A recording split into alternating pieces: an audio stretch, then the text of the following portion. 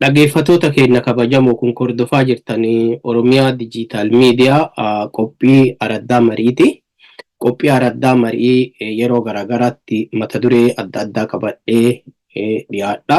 Akkasumas keessummoota garaagaraa irratti affeeruun yaada isaan qabanii gurra uummataatiin ga'uun beekama. Sagantaan kun gamanumaan sagantaa kanatti dhiyaadhaa isiniin jechuu barbaada. Warri maamila Oromiyaa Dijiitaal Miidiyaa taatanii hin jirre liinkii armaan gadii kana cuqaasuuni sabiskiraayib godhaatiiti.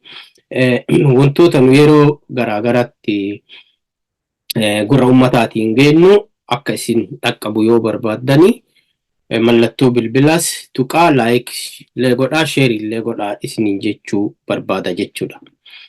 Akkuma waliigalatti dhimmi anadha irraa dubbachuu fi deemu qophii araddaa marii kana irratti wanti ani mata duree godhadhee dhufee jiru dhimma aadaa fuudhaa fi heeruma aadaa Oromoo Arsiiti.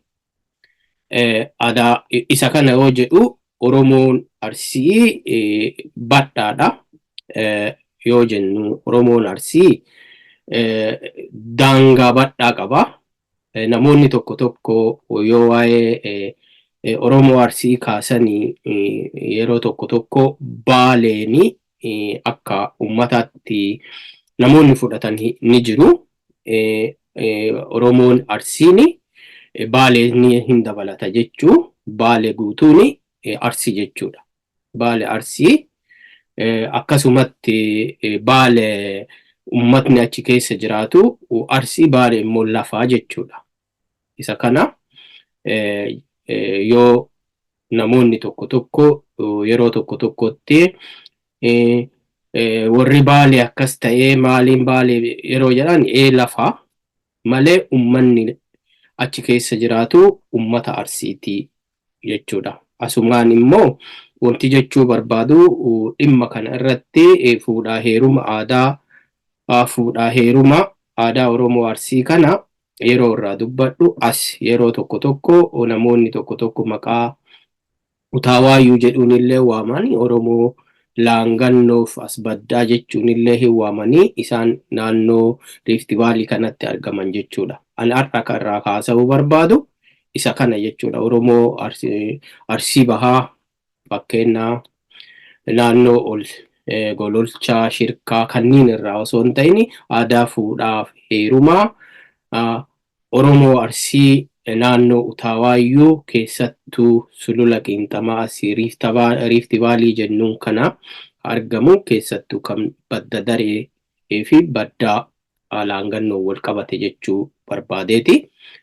Kana wanti isin ibsuu barbaadee fi yeroo ani waa'ee aadaa sana kaasu namoonni tokko tokko naannoo keenya Arsii taatanii naannoo keenya hin jiru jechuu dandeettan waan ta'eef ammumaan ani irraa ka dubbachuu barbaadu gabaabamatti as badda daree naannoo Nageellee Arsii akkasumas Shaashamannee Siraaroo qabatee Bulbulaa Zuwaayee jidduu kanaa haga naannoo Maqii haga Buraa Arsii Asallaa walakkaa isaa as qabate haga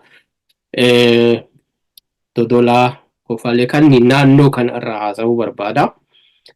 Akkuma beekamu isaan kanneen aadaa baay'ee walitti siqaa wal fakkaataa qabu. Naannoon Oromoo Arsii kan amma waame kunniin garaagarummaa baay'ee hin qabanii jechuudha. Waan wal fakkaatuu qabu jechuudha achi keessatti. Fuudhaa heeruma isaaniis, booya isaaniis, yeroo aadaa boo'ichaas, aadaa geggeessaa garaagaraas bifa wal fakkaataa naannoo qaban kana jechuudha. Kana akkuma waliigalatti wanti an jalqabuun fuudhaa fi heerumni aadaa Oromoo Arsii naannoo Utaawaayuu maal fakkaata isa jedhu irraa yoo jalqabu tokkoffaa akkuma waliigalatti aadaa fuudhaa fi heerumaa gosa 5tu jira. Isaan san keessaa namoonni hedduun ni beektu. Isuma sana waan sababaa kaaseef waan qabuuf inni sun miidhaa qaba. Miidhaalleen qaba. Aadaan miidhaa qaba jechuu kiyyaa miti. Wantoota aadaa san keessatti deeman tokko tokkotu yeroo tokko tokko miidhaa geessisaa ture. Inni sun amma yeroo ammaa kana gabaabbatee jira jechuu. Isa sana xiqqoo yoo naannoo tokko tokko hin jira. Inni sun fala akka argatuuf jecha waa'ee kana kaasuu barbaada jechuudha. Guutumaan guututti har'a hin jiraa yoo jedhamee jedhe tariitii naannoo tokko tokkotti gandoota muraasa keessa jiraachuu mala yookaan jiraachuu dhiisuullee mala jechuudha. Waa'ee kana yeroo baay'ee namoonni irraa ka dubbatan waan arginee fi aadaa bareedaa qabnaa miidhaa hin qabu yeroo jedhamu qofa waan argaa turree fi waan kana immoo yeroo akka nama naannoo saniitti irra deebi'ee yaadu waan kanarraa osoo dubbadhe hoo waan jedhu irraa fi kanaaf waan kana akka dubbadhu kaase jechuudha. Akkuma waliigalatti aadaan fuudhaa fi heeruma Oromoo Arsii gosa 5 jedhee jira. Isaan san keessaa tokko kadhatanii fuudhuu isa jennu jinfuu dhaabatanii kadhatanii fuudhuu jechuu. Kun immoo hawatanii fuudhuudha. Hawannaa jennaani isa sana. Hawannaa yoo jennuun yaa'u gurbaanii fi dubartiin heerumtu suni waliigaltee jara lamaaniitiif waan ta'aati jechuudha. Kun immoo aseenna yookaan adda baana ka jennuun jechuudha. Inni sadaffaa. Kun immoo inni yaa'u hin beekamaa yoo dubartiin takka dhiira jaalattee yookaan gaafachuus sodaattee yookaan gaafattees dhabdeetti ta'uu danda'a. Isa kana yeroo fedhii isiitiin adda baana itti hidhattu jechuudha. Isa kana adda baana itti hidhattee seeraa mataa isaa qabaa. Adda baanni maal akka fakkaatu jechuudha. Anamma isa kana babbassee isa hunda irraa dubbachuu hin barbaadu jechuudha. Maaliif sababni isaa hundi isaaniitiyyuu mata duree dheeroo babadha qaban dheeraa waan ta'aniif yeroo tokkotti waa'ee isaanii hunda kaasuu hin danda'u jechuudha. Akkuma amma jalqabe kadhatanii fuudhuu yookaan jinfuu dhaabbatanii fuudhuu. Kun immoo hawatanii fuudhuu. Kun adda baana yookaan isa aseennaa jennuuni yoo ta'u kun immoo buttaa jedhama. Buttaa jedhama kana namoonni hedduun beekaa dirqisiisanii fuudhuu jechuudha. Dubartiin sun immoo tarii dhiirri sun gaafateera ta'uu danda'a. Gaafatee wal dhabanii wal didanii tariitiitii tole jechuun diddeetti ta'uu mala yookaan warri dhooggateera ta'uu mala. Kana immoo dargaggeessi intala fuudhuu barbaadu sun immoo duula yaafatee namoota isa fakkaatu baafatee intala sana butee gara mana isaatiitti galatanii jechuudha. Achi booda mana ergaa jechuudha. Isa kaan immoo shanaffaa beembetoo jennaani. Beembetoon fi beembetoon kun yeroo haati manaa yookaan abbaa manaa jalaa duutu kun immoo tariitii namoonni tokko tokko naannoo tokko tokko hin jira, naannoo tokko tokko hin jiru jechuudha.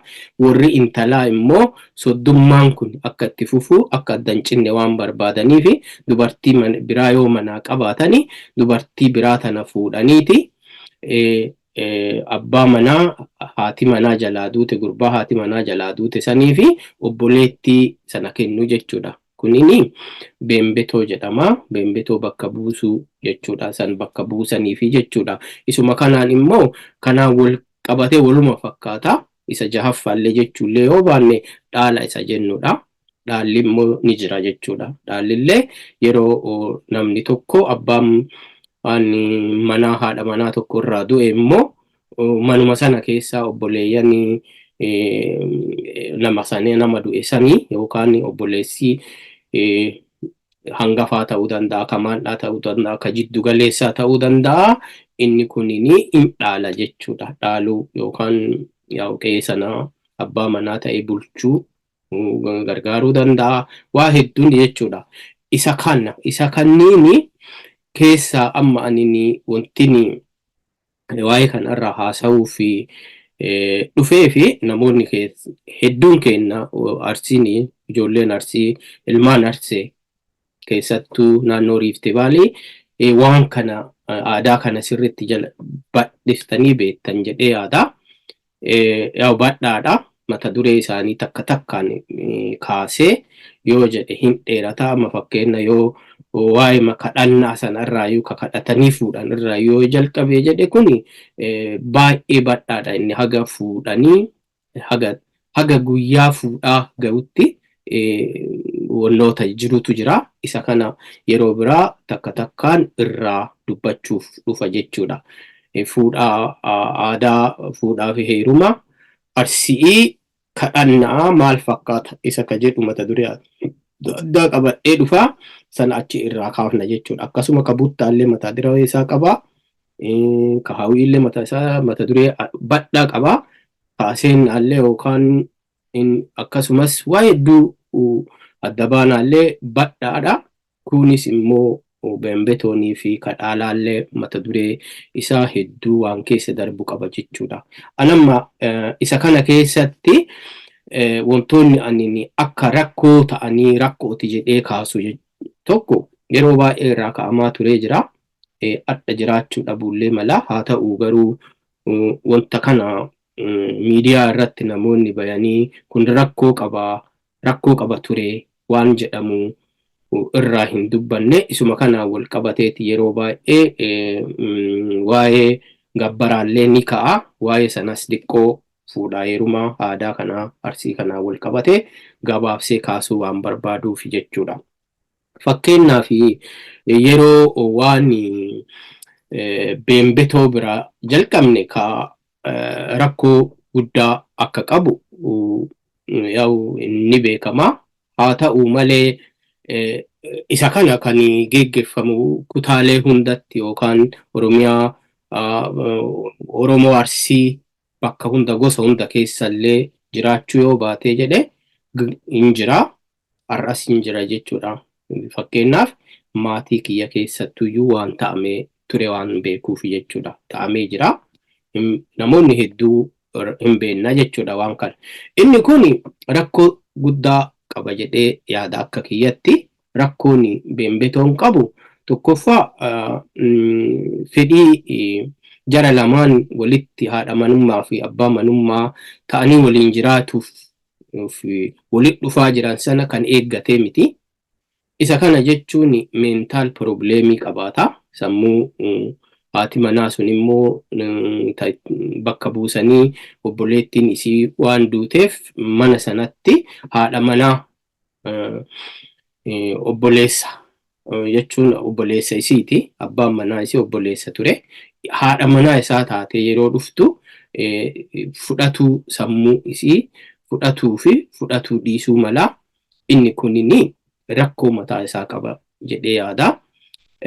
Immoo tokkoffaa akka naannootitti namni tokko yoo du'ee jedhe tariitii dhibee garaagaraa dhibee daddarboon du'eera ta'uu danda'a hin beekamu. Maaliif nin du'een hin qoratamu soddummaan kennaa maaliif aadaan kennaa namni akka addan fagaanne soddaan akka addan fagaanne ka jedhu irraa ka'ee waan uumame natti fakkaata duri. Haa ta'u inni kun guutumaan guututti rakkoo jara gaa'ela of afootti mana kana keessatti deemu irratti rakkoo uumuu danda'a yaada jedhu qaba. Inni kun dhugama uumeellee arginee jirra. Maalii tokkoffaa akkuma amma jala qabarra kaasee namni sunini dhibee daddarboo qaama saalaatiin dhufuun tarii du'eera ta'uu danda'a. Yeroo immoo deebi'ee gara isaatti nama kanatti deebi'ee obboleettii isaa tanaa kennanii fi namni kenna yeroo baay'ee duriin qoratamu dhibeen isaa waan ta'e hin beekamu ima du'e jedhama malee sababa kanarraa kaka'een dhibee saaxilamuu dandeetti. Lammaffaa immoo ikoonoomikaaliillee meentaaliillee akkasumas tarii umuriinis wal fakkaachuu dhabuutu malaa wantoonni hedduun rakkoo uumanii immoo deebi'anii erga mana sanii galanillee yeroo baay'ee irra deddeebiin wantoonni mul'atanii ka argaa turre. Maalii yoo haatimi obboleettiin duute suni ijoollee horattee mana sana keessa ijoollee qabaatte ta'e ijoollee haati manaa adaadaan isaanii ta'amma haadha manaa nama abbaa isaanii taatee dhuftu tanaan walii galuu dhabuun baay'ee ni ture.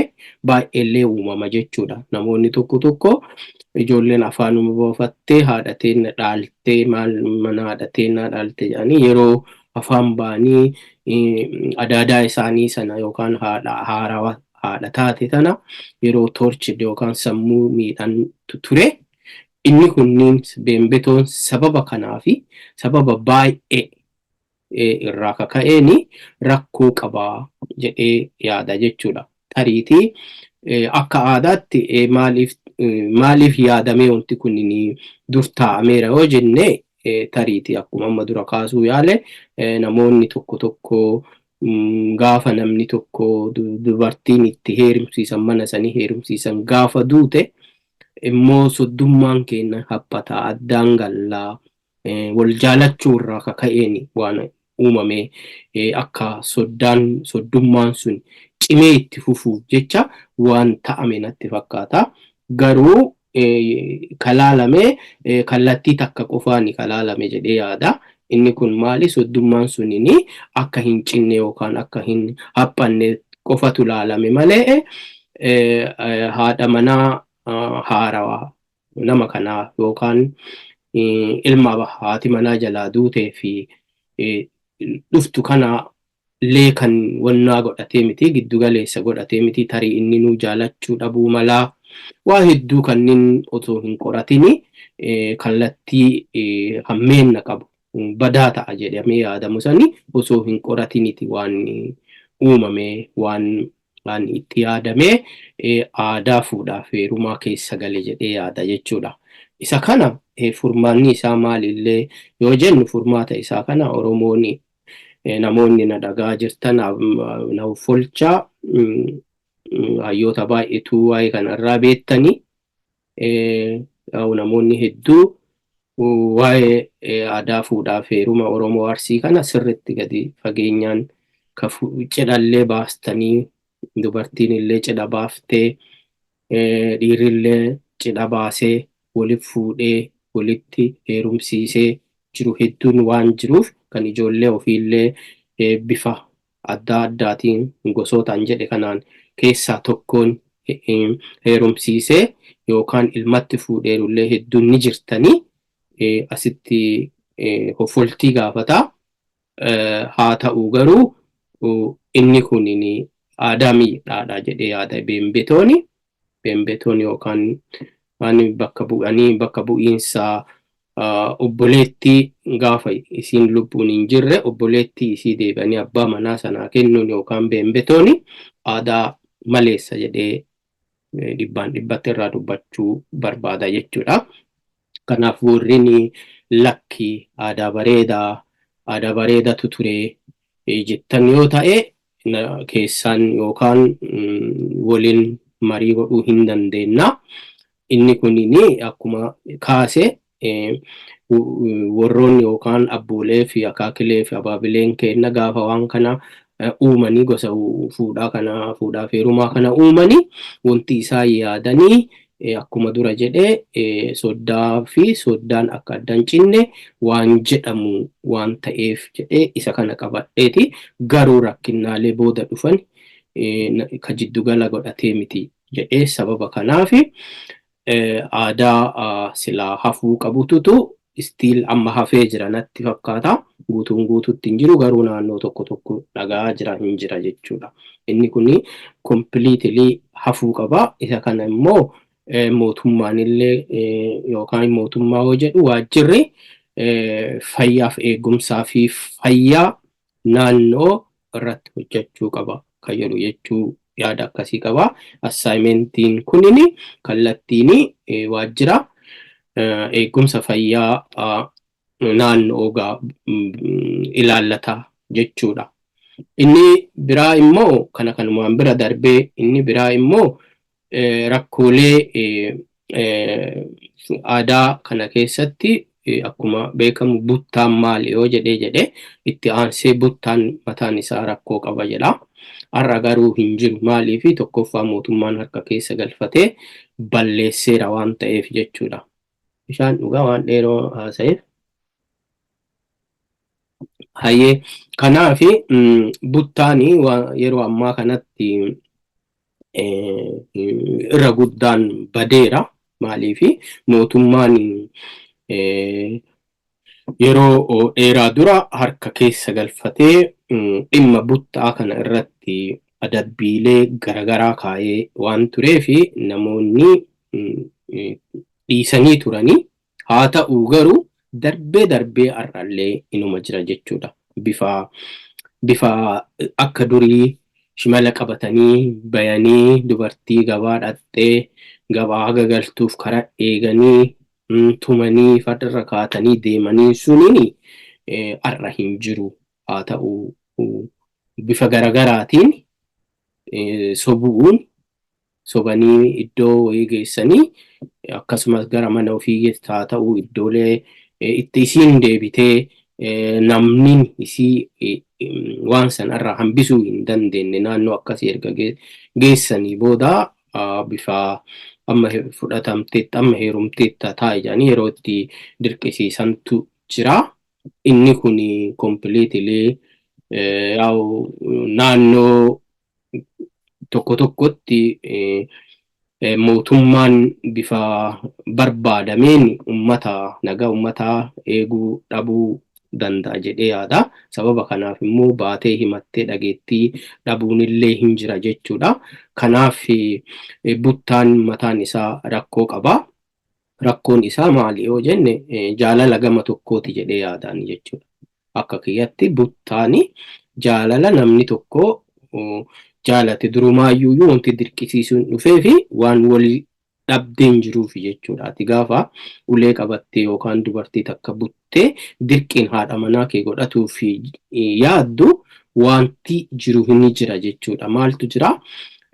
Isin jaalanne ta'uu danda'a yookaan warri isii gosa ka'e hin jaalanne ta'uu danda'a. Kun aadaa Oromoo Arsii keessatti gosti tokko gosa tokko tuffachuun ni jira. Gosti tokko gosa kanatti intalan gurguradhu jechuun ni jira.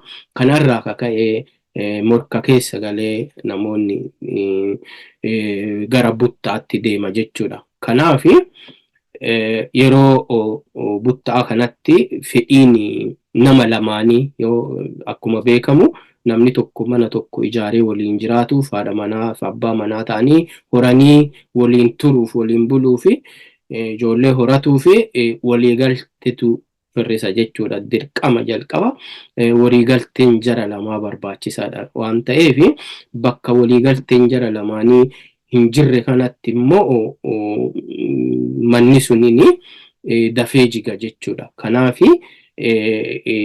buttaani itti fufiinsa fuudhaaf heerumaa yookaan namoonni tokko mana waliin ijaarrachuu irratti hanqina waan qabuuf immoo deebi'ee akkasumas fedhii dubartii sanaa kan eegganne waan ta'eef aadaa duubatti hafaadha keessattuyyuu aadaa baay'ee balaaleffatamuu qabullee jedhee yaada.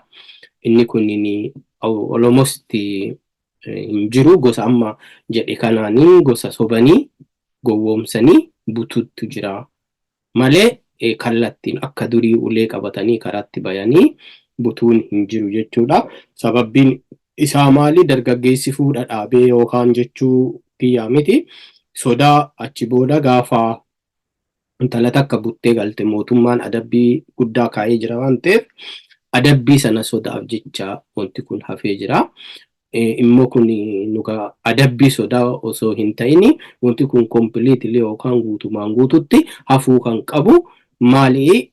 Aadaa fuudhaa heerumaa keessaa, aadaa fuudhaa heeruma Arsii keessaa aadaa duubatti hafaa, aadaa bifa jaalala nama lamaaniyyuu warra wal fuudhuu sana kan inni of keessaa hin qabne fi kan gamni tokko bichaan jaalatee gamni tokko immoo dirqisiisu waan ta'eef guutumaan guututti hafuu qaba jedhee yaada jechuudha. Kanaaf isa kana irratti illee namoonni tokko tokko sababa buttaa filatanii mataa isaanii jiraachuu mala. Sababni buttaa isaan filataniif tarii ikoonomiillee jiraachuu dhabuu mala. Lammaffaan immoo deebiitii gostinii gosa sana jaalachuu dhiisuu yoo mokkaa yookaan xiiqii keessa galuu wantoota kanneen irraa hin jiraachuu mala. Garuu har'a akkuma kaasuu yaaletti guutumaan guututti hin jiru jechuu bifa danda'amuun diqqaatee gara piresentii dhumaa gubbaa jira jechuudha.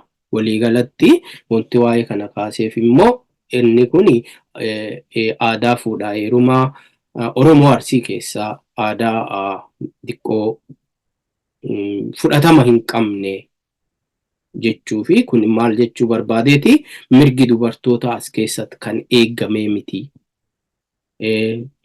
jechuu barbaadeeti jechuudha. Akkuma beekamu Oromoon Arsii dubartoota baay'ee kabaja, mirga dubartoota baay'ee eega. Dubartiin bira karaa irratti illee dubartii dabarsee ka'ee ofii booda darba. Bifa hedduun dubartiif dursa kenna Oromoon Arsii. Kanaaf inni kun immoo gaafa immoo dubartii uleen butanii shabbeenaan tumanii fuudhanii butanii galaniin mirgi isii hin eegamne waan jedhuuf mirga dubartiin akkuma dubartoota kamii dubartiin Oromoo Arsii illee jaalala bifa feeteen nama feete filachuu mirga akka qabdu ibsuu barbaadeeti. Kanaaf mirgi dubartoota iddoo kanatti kan cabe waan ta'eef kun aadaa mirga dhiiraatiif mirga dubartootaa qixa hin eeyyamne qixa hin hammanne waan ta'eef aadaa boodatti hafaa ture jedhee dhibbumaan dhibba jala muree irraa dubbachuu barbaada jechuudha. Isuma kanaan wal qabateeti inni biraa immoo waa'ee beembetuma cinatti waa'ee dhaalaati jechuudha. Yoo akkuma amma dura jedhe wal fakkaata. Ka beembetoo yoo dubartiin duute dubartii obboleettii kennanii fi kan immoo dhaalaa immoo dubartiin takka heerumtee yoo ilmaan qeessan keessaa ilmaan obboleessa du'ee sana hedduun isaanii obboleeyyan isaanii yoo hedduun jiraatanii taa'anii mari'atanii eenyutu haa dhaalu jedhanii dhaalchisanii jechuudha. Kana jechuun akka dubartiin suniin gufufaan yeroo dheeraa hin turre waan barbaadamuuf jechuudha. Immoo deebi'eeti qe'een obboleessa isaanii yookaan qe'een nama du'ee suni akka itti fufuu waan barbaadanii fi kanaaf isiin sun immoo hin dhaalamti jechuudha. Eenyu dhaalamti? Achuma keessa obboleeyyan nama kanaa ka du'e kanatti dhaalamti jechuudha. Kanaaf inni kun completely the wrong culture waan ta'eef aadaa dogongoraati inni kun jedhee fudhadha. Maaliif namni tokko asitti gaafa abbaan manaa irraa du'e isiin mirga qe'ee sanatti qabeenya isaa waliin jiraachuu qabaachuu qabdi ture. Haa ta'u yeroo tokko tokko gaafa abbaan manaa irra jiru qe'ee sana jiraatte gaafa abbaan manaa irraa du'e yoo isiin dhaalamuu diddee mirgi kiyya ani ijoollee tiyya guddifadhaa maalii yookaan jiraadhaa bakkeema kanaa wamanni irraa du'e yeroo jedhan yeroo ari'anii qe'ee sanii gussanii yeroo sana qe'ee sanii baatutu jira jechuudha. Kana jechuun kun baay'ee har'allee waan jiraati jechuudha. Har'allee waan jiraati. Inni kun mana keenya keessaayyuu waan jiraati jechuudha. Obboleeyyan kiyya keessallee wanti akkanaan ni ture jechuudha. Yaa namoonni na beektan aadaa sanis waan sanis hin beektan waan ta'eef jechuudha. Kanaaf inni sunillee completely aadaa boodatti hafaa aadaa silaa balaaleffatamee gama mootummaatiin illee dhorkamuu qabutu ture. Isa kana irra guddaa warri bulchiinsaas haa ta'uu mootummaanis quba keessaa guddaa hin qabu jechuudha. Waani naannoo keessatti mana keessa ganda keessatti erga bootti baddee erga namni sunini du'ee 40 nama sanaa bahee erga turee booda guyyaa 40 mari'atama.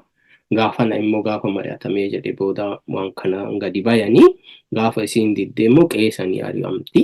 Qe'ee sanii deemti yoo jabaattee ilmaan jajjabaattee ilmaan isii nama jabaateeru ta'ee ilmaan sanaaf jecha qe'ee sanatti teette malee keessattuyyuu dubartiin ilmaan gahaa hin horatin yoo hin dhaalamin qabeenya isaa irra turuu fi mirga guutuun qabdu jechuudha. Inni kun dhugumaan baay'ee waan nama gaddisiisaati.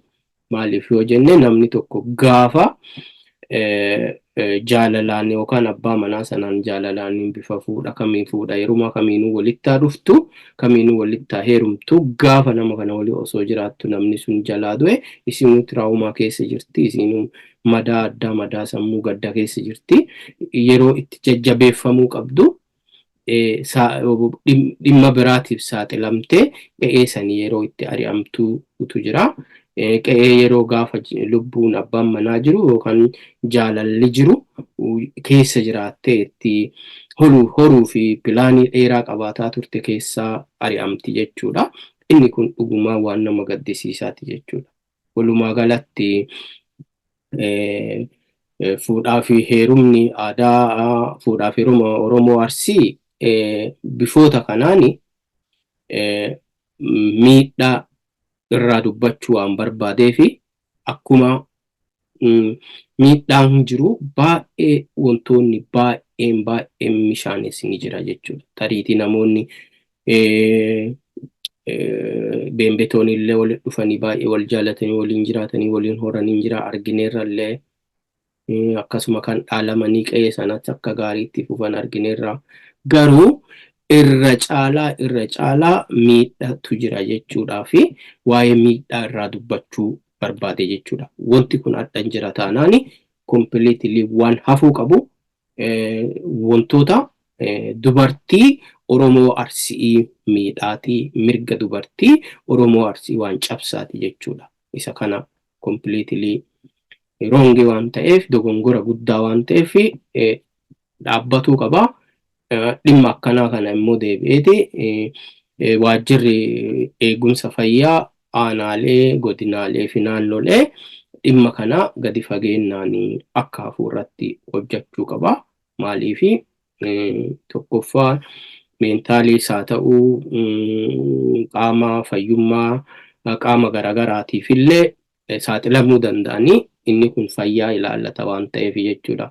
Walumaa galatti manguddoon naannoo illee manguddoon naannoo Oromoo Arsii illee dhimma kana irraa seera tumanii shanachi jira. Akkuma abbaan gadaa naannoos jira. Kana shanacha naannootiin tumamee wanti kun addarraa yoo akka hin taane jedhamee jala muramee hafuu qaba jedhee labsamuu qaba jedhee yaada. Maaliif har'a jiraachuullee yoo baate namumatuyyuu dhiise malee wanti labsamee wanti seerri itti bahee seerri tumamee hafeeru jira natti hin fakkaatu jechuudha. Walumaa galatti kanaan wal qabateeti waa'ee aseennaan waluma fakkaatu sadeen kun waluma fakkaatu irra guddaa aseennaan illee akkuma beekamu kama walumaa galatti dubartitu mirga dhiiraa cabsee jedhu yeroo tokko tokko inni kun maali dhiirri fedhuu dhabuu irraa yookaan jaalala nama saniif qabdu irraa kaka'e nama kana dhabuu nama kanatti heerumuu qabaa akka jettuu fi dubartiin aseennaa yookaan adda baana deemti jechuudha. Adda baana gaafa dhatte Oromoon Arsii hin galchu. Adda baana gaafa dhatte hin galchanii yoo galchanillee loonii hin galchanii. Waan fedhes ta'uu yooma namichi sunini waliinillee hin ciisin yooma waan fedhellee waliin hin godhini dubartiin takka gaafa mana nyaaphaa aseente yookaan adda baana dhatte yoo galte inni nu salphinna galchuun warra intalaa sanaa fi na tuffate jedhee himachuu danda'a. Waa hedduutu deemama waan ta'eef kanaaf hin galchanii yoo galchanii yoo humnaa ol ta'e yoo hooda ta'e yoo sababa adda addaa ta'e Oromoon hooda hin fuudhu hooda mataa isaa qaba. Oromoon gosti tokko gosa tokkoon hooda yoo tariitii warra waliin fuune sababa waliin fuune sababa walitti dhiyeessee na firummaatiin jidduu kanatti ta'ee jiraatee ala balchaan balchaa dhaqee hin galu waan jedhuufi Oromoon isa san hin teedaffata jechuudha. Kanaaf haa ta'u yeroo kanatti illee inni kun maal qabaa dubartitu mirga dhiiraa cabse jechuudha. Kanaaf inni kun mirgi isaa laalamuu danda'a. Inni kun yeroo baay'ee rakkina mataa isaa hedduu qabaatee dhufa jechuudha. Gaafa dubartiin tokko aseennaa yookaan adda baana namatti hidhatte maal jedhaa yoo dhimmoota aadaallee sodaatee namichi sun achi tursiisee namni adda baanaa itti dhufte sun haadha manaallee godhate boruuf immoo maal jedhaa boruufi mana sanarratti rakkotu dhufa jechuudha. Maal jedhaa filannoo kiyyan turre ati anini ofii feetee dhufte jedhee bayee masaanuuta biraarra fuudhuu danda'a jechuudha. Irratti fuudhaa yeroo hundaa jaalala isiin qabduu fi kan isiin dhattee ibsittee sitti heeruma jette sana bifa gara fuggisoo isaa yookaan faallaa isaatitti hiikkata jechuudha. Inni kun maali dubartiin jaalala isaa ibsatuuni salphinnadha. Akka nama Oromoo naannoo keenyaatichi keessattuyyuu har'a badhatee gaarii ta'ee jira malee dur dubartiin nama tokko gaafachuu adda baana dhaquun baay'ee maqatu ka'a. Yeroo baay'ee maqaan dubartii sanaa yeroo baay'ee hin dubbatama jechuudha. Kanaaf inni sun rakkoon inni fidu akkuma waliigalatti dubartii sana ofofoo mana isii jireenya mana isii irratti rakkoo fiduu danda'a. Kanaaf inni kun adda baana dhaquu irra osoo oduu danda'ame nama sana waliin mariin jiraate bifa gaafachuu dhiira bicha maaltu akka si fuudha jedhee gaafatu maaltu lafa kaa'e aadaa qabna. Haa ta'u garuu aadaan Oromoon Arsiin dubartiin dhiiran gaafattu waan jedhutu jira jechuudha. Yoo gaafatte rakkoo maal qaba? Kanaafuu dubartiinis mana waliin ijaarradha si hawwee hawwii kee qaba si waliin jiraadha yoo jette rakkoo maal qaba jechuudha. Rakkoon kunillee yaa furamuu qaba. Dubartiin dhiiran gaafattu wanti jedhamu suni completely hafuu qaba. Almost 99% hafee jira. Kanaaf inni kanuma jechuudha. Isuma kana wal qabatee wantoota hin daganne keessaa immoo wantoonni tokko tokko jira keessaa hambiftee maaf akkan jenne biidhaa waan jedhamu tokkotu jira. Fuudha gosti biidhaan intala fuutullee hin jira jechuudha. Biidhaa jechuun biidhaa gaafa tokko biidhaan intala fuudhuun ni jira. Maali sababa garagaraatii fi biidhaa dhatta jechuudha.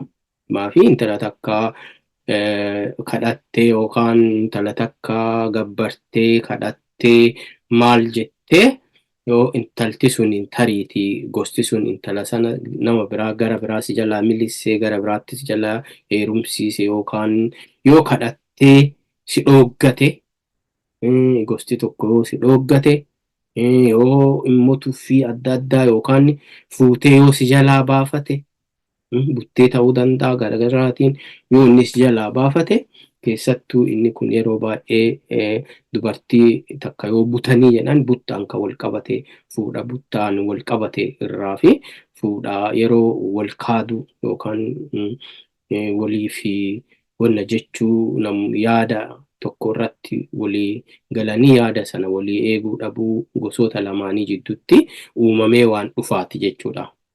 Inni kun biidhaa gaafa dhatte biidhaa na baasi jetta.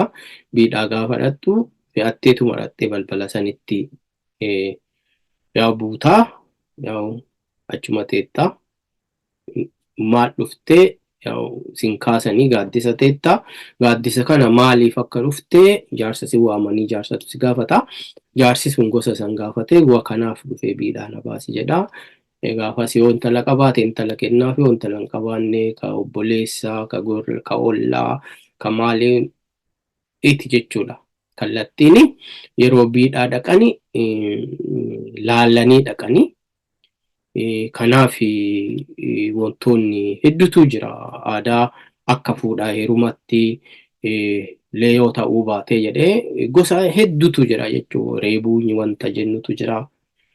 Bifa ammaa biidhaaf reebuun wal fakkaatanii garuu reebuu jechuun yoo namni tokko intala si jalaa fuudhee atillee ilma keetiif fuudhuu barbaadde yookaan intala sana baafatuu barbaadde tabutamte sana baafatuu yoo barbaadde reebuu dhatta jechuudha. Yaa loluma jechuudha. Reebuu jechuun reebuun kun lola garuu reebuu kana Arsiin aadaa mataa isaa qaba. Gatteessisee erga gatteessisee booda reebuu kana maal godhaa jaarsaan teessisee yoo intala qabaate intala kennaa yoo ta'an immoo gabbara jedhamutu jira. Isa gabbara yeroo sanatti jechuudha. Namoonni naannoo gosti walii yaa'anii hatattamaan arjentisa jennuun kan hatattamaanii waa walii guuranii gosa kana qalanii naqanii uwwisanii ofirraa galchanii jechuudha. Yoo intala qabaatan intala kennanii fi geggeessanii yookaan yeroo tokko tokko namoonni baay'een dadhabanii didanii intaluma ofii fudhatanii galanillee hin jira jechuudha. Gaafa buttaa gaafa reebuudha kan jechuudha. Yoo si intala butamte tana baasuu barbaadanii jechuudha. Walumaa galatti aadaan fuudhaa fi heeruma Oromoo Arsii baay'ee nama tola. Baay'ee bareeda. Oduu haasayaa oollee irraa dhumataa miti. Akkasuma wantoonni as keessatti aadaa fuudhaa fi heeruma Oromoo Arsiitiin wal qabatee wantoota ulfaatoo wantoota rakkisoo ta'an hedduullee akkuma jiru hundi keenyaa ni beekna. Isa keessaa tokkoffaan gabbara. Waa'ee gabbaraati. Gabbarri yeroo ammaa kun baay'ee waan bira darbeef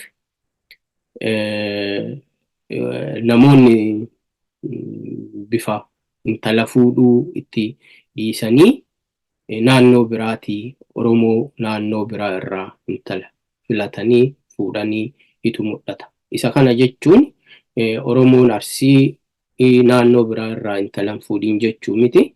Haa ta'u garuu sababa gabbaraa kana himatanii fuudhoo osoo hin ta'in yaa Oromoon kalee walii fuudheeraa walii jikeeraa gosa gosaan gostiin naannoo tokko keessatti gosa hedduutu jira. Gosti tokko gosa tokko fuudha. Akkasuma immoo Oromoon naannoo biraa hin fuudha. Kanaaf garuu maaliif sababni gabbara ta'uu hin qabu jechuudha. Gabbarri yeroo ammaa kana ulfaatu irraa kaka'ee namoonni naannoo irraa fagaatanii naannoo itti dhalatan waan waloo aadaa Oromoon aadaa waloo hin qaba. Garuu akka naannootti wantoota xixiqqaa naannoo tokko tokkotti adda adda ba'anii beekaman hedduutu jira jechuudha. Kanaaf yeroo gabbara dhiyeessuu fi naannoo biraa irraa deemanii daandii dheeraa deemanii fuudhantu mul'ata. Inni kunin rakkoolee hawaasummaa qabaachuu mala, yeroo rakkoo maatii wal gaafachuu dhabuu utu jira, soddaa gaafatuun beekama Arsii keessatti. Wantoota akkana kanatu jira jechuudha. Gabbarri tootaalii aadaa Oromoo Arsii keessaa aadaa bareedaadha. Isa kana yoo jedhu gabbara namni humnaa ol gabbarri hin jiraatin jedhamee bara wayii baay'ee dubbatamaa ture. Namni keenya gabbara mootummaan labsee ture. Gabbarri haa hafu jedhamee ture. Kompiliitilii warroota yeroo isaanii akka gabbarri hafne keessaa mormaa ture an keessaa nama tokko jechuudha. Fakkeenyaaf mootummaa keessaa waajjira yoo san aadaaf turizimii itti ture. Ana Nageellee Arsii irraa gaafa guyyaa gabbara kiyyaa dhufanii iddoo sanatti immoo namootnummaan ani akkana waliin gabbara sana geessu affeerenu uyyuu wanta sana kompileen godhaa turanii jaarroleen hedduu dhaabanii jechuudha. Akka Amaaree Leenjisoo fa'aatu dhaabe jechuudha.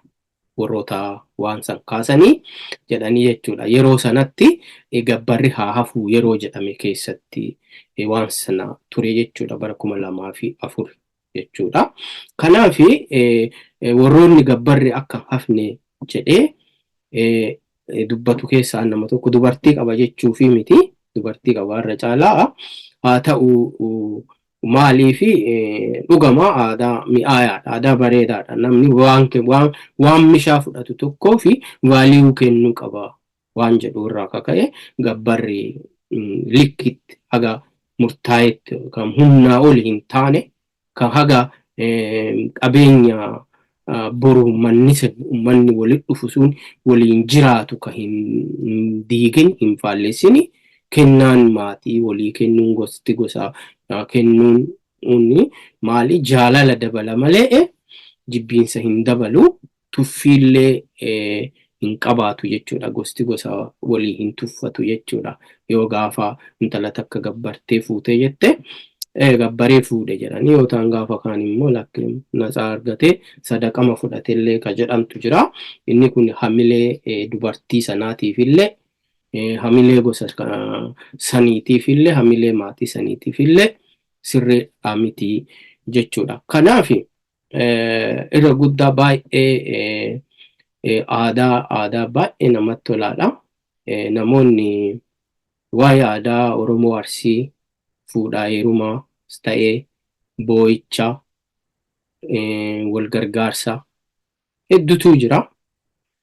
Namoonni dhimma kana irratti marii godhuu barbaadan ana waliinis ta'ee namoota adda addaan waliin marii godhuu barbaadan yookaan aadaa naannoo Oromoo Arsii kan haga ammaa hin himamnetu jira jettanii namoonni yaaddanii karaa ittiin gurra ummataatiin yookaan sabaaf sablammoota biyya sanii warra waliin jiru Oromoon Arsii kutaa isaa keessatti namoota hedduu waliin jiraata.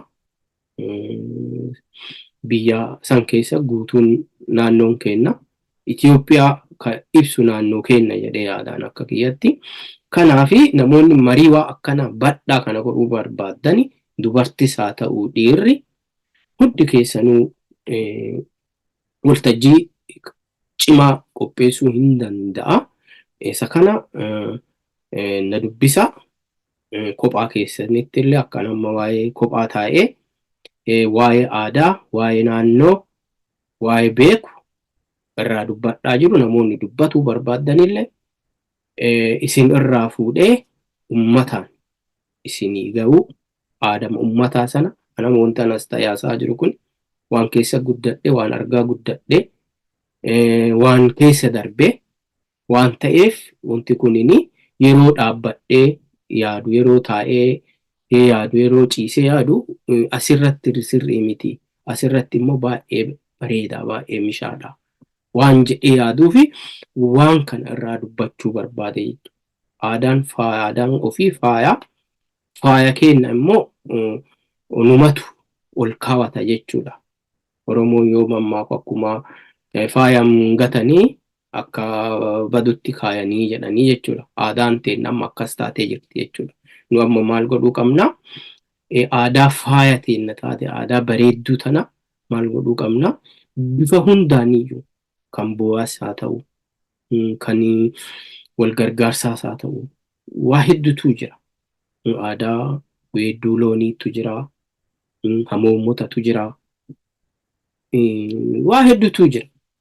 Kanaaf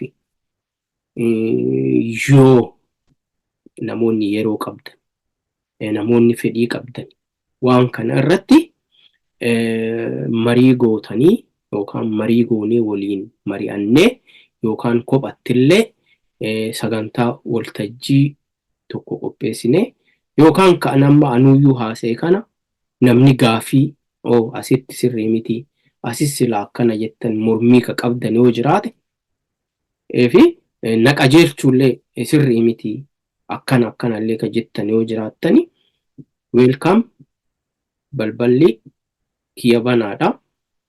Oromiyaa Digital Miidiyaan qophiin araddaa marii akkanaa kanneen ka qopheessinu kanaaf dhimma kana akka namoota hedduu bira ga'u keessattuyyuu nama naannoo Oromiyaa keessa jiru hundaayyuu kan aadaa kanaan beeknee akka irraa baratu immoo dhimma kana beekee anuma yeroo waa'ee aadaa Arsii dhaga'u gurri na hoosisa. Gurri na hoosisa jechuun gurri waan sana na dhaga'uu fedha jechuudha. Kanaaf namoonni waa akkana dhaga'uu barbaadan, namoonni waa akkana dubbatuu barbaadanii wantoota aadaa keenyaa ummata nama biraatiif, nama saba biraatiif, naannoo biraatiif ibsuu barbaadanii kottaa kanallee qooduun yookaan sheer godhuun karaa adda addaatiin gurra ummataatiin naaf gayaasiin jechuu barbaada. Kun ka hordofaa jettan Oromiyaa Digital Miidiyaa qophii araddaa mariiti. Qophiin araddaa marii keenya kanadha. Kanumaan xumura. Sagantaan itti aanu yookaan qophiin araddaa marii itti aanu sagantaa dhaabbataa mata duree kana jedhu hin qabnu. Amma dhimma fuudhaa heerumaa hunda irraa hin dubbanne isa kanallee tokko tokkoon babbassee irraa hin dubbanne maaliif amma yoo fudhannee jennu for example fakkeenyaaf kadhatanii yookaan jinfuu dhaabanii intala fuudhuun maali waan jedhu isa sana irraa qabadhee deebiisinii dhiyaadha. Isa hafee fi kanadhaatiif yoo dogongore hayyoonni Oromoo Arsii beektoonni jaarroleen haawwatiin siinqee lahuuf oolchaa isiniin jedha. Kun yaada kiyyaa.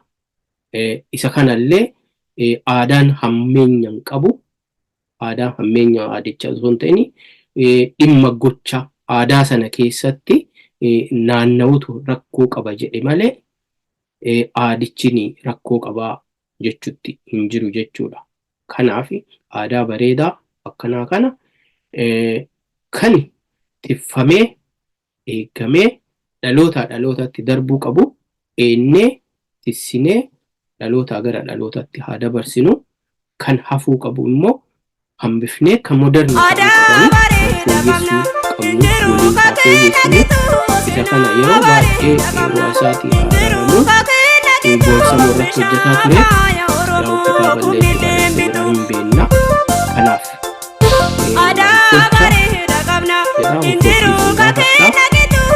sagantaan